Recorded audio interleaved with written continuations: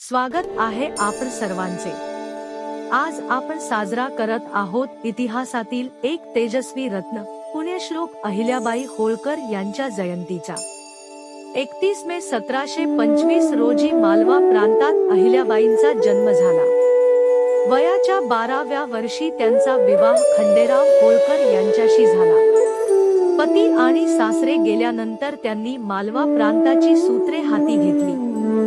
अहिल्याबाई केवळ कुशल प्रशासक नव्हत्या, तर महान समाज सुधारक होत्या। त्यांनी देशभरात मंदिरं, धर्मशाळा, पाण्याचे तलाव, विहिरी आणि रस्ते बांधले। काशी विश्वनाथ मंदिराच्या पुनर्बांधणीत त्यांचा महत्त्वाचा वाटा होता। त्यांच्या काळात विधवा विवाह आणि स्त्रियांच्या हक्कांसाठीचा पुढाकार क्रांतिकारी होता। त्यांचे प्रशासन इतके न्यायी होते की पुण्यश्लोक ही उपाधी त्यांना मिळाली।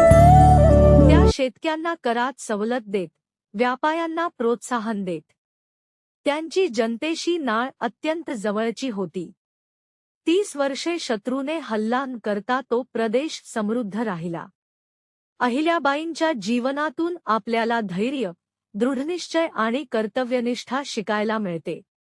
त्यांनी दाखवून दिले की प्रतिकूल परिस्थितीतही योग्य नियोजन आणि मेहनतीने मोठे यश मिळवता येते। आज त्यांच्या जयंतीनिमित्त आपण सर्वांनी त्यांच्या विचारांचा आणि मूल्यांचा अवलंब करून समाजाच्या उन्नतीसाठी संकल्प घेऊया। पुण्यश्लोक अहिल्याबाई होळकर यांना कोटी कोटी प्रणाम। जय मल्हार, जय महाराष्ट्र।